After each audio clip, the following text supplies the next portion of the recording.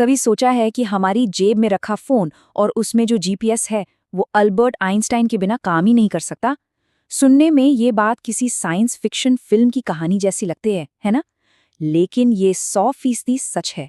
आज हम यही समझेंगे कि कैसे रोजमर्रा की ये टेक्नोलॉजी आइंस्टाइन की एक सदी पुरानी थ्योरीज पर पूरी तरह से निर्भर है। तो सीधा सवाल ये है कि अगर हम आइंस्टाइन की रिलेटिविटी की थ्योरी को मान लीजिए हिसाब में ही न लाएं, उसे नज़रअंदाज कर दें, तो क्या हमारा जीपीएस सिस्टम काम कर पाएगा? इसका जवाब सच में चौंकाने वाला है। जवाब है नहीं, बिल्कुल नहीं।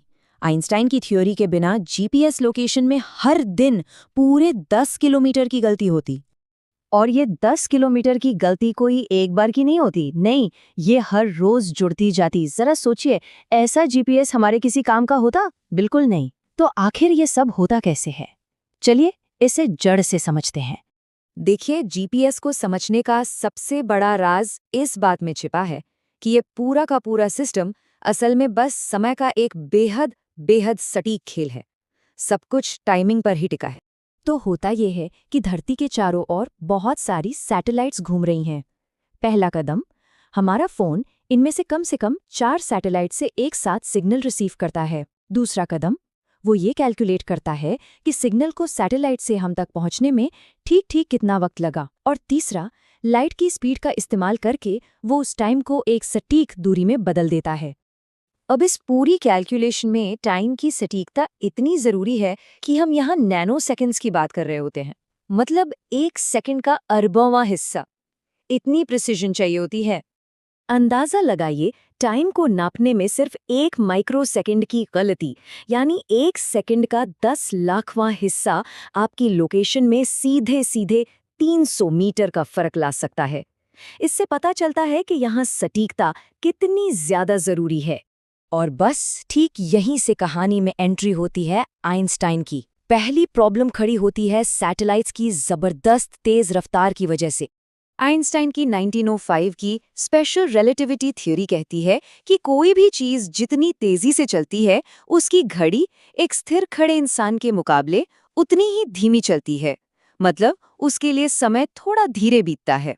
और जीपीएस सैटेलाइट्स, वो तो बहुत तेज चलती हैं, करीब 14,000 किलोमीटर प्रति घंटे की रफ्तार से। अब इतनी तेज रफ्तार का नतीजा ये होता है कि सैटेलाइट पर लगी घड़ियां धरती पर हमारी घड़ियों के मुकाबले हर दिन लगभग 7 माइक्रोसेकंड धीमी हो जाती हैं। ये है पहली गड़बड़ी जिसका हमें हिसाब रखना पड़ता है। लेकिन कहानी यहीं खत्म नहीं होती। एक और मुश्किल है जो इसके ठीक उल्टा काम करती है, और वो है कमजोर गुरुत्वाकर्षण यानी ग्रेविटी। इसके लिए आती है आइंस्टाइन की 1915 की जनरल रिलेटिविटी थ्योरी। ये हमें बताती है कि ग्रेविटी जितनी मजबूत होती है, समय उतना ही धीमा गुजरता है। इसका मतलब ये हुआ कि जहां ग्रेविटी कमजोर है, वहां घड़ियां तेज चलेंगी। और हमारे जीपीएस सैटेलाइट्स तो धरती की सतह से बहुत ऊपर अपने ऑर्बिट में हैं। जाहिर है, वहां धरती की सतह के मुकाबले ग्रेविटी का खिंचाव थोड़ा कमजोर होता है। तो इस कमजोर ग्रेविटी का नतीजा, सैटेलाइट की घड़ियां धरती की घड़ियों के मुकाबले हर दिन 45 माइक्रोसेकंड तेज हो जाती हैं। तो अब हमारे पास 2 असर हैं, एक समय को धीमा कर रहा है और दूसरा तेज। तो अब वक्त है इन दोनों असर को एक साथ रखकर इसका असली हिसाब किताब करने का। तो चलिए दोनों को मिलाते हैं।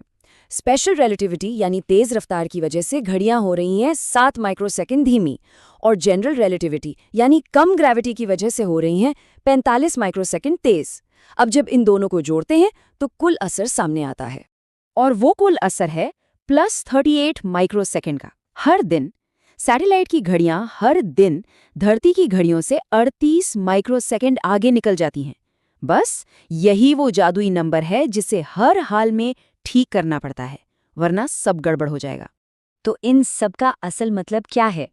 इसका मतलब ये है कि जो विज्ञान हमें किताबों में इतना मुश्किल लगता है, वो असल में हमारी जेब में रखी एक टेक्नोलॉजी को मुमकिन बना रहा है। और हाँ, ये समझना बहुत ज़रूरी है कि ये सिर्फ कोई किताबी थ्योरी नहीं है, ये एक असली इंजीनियरिंग सॉल्यूशन है।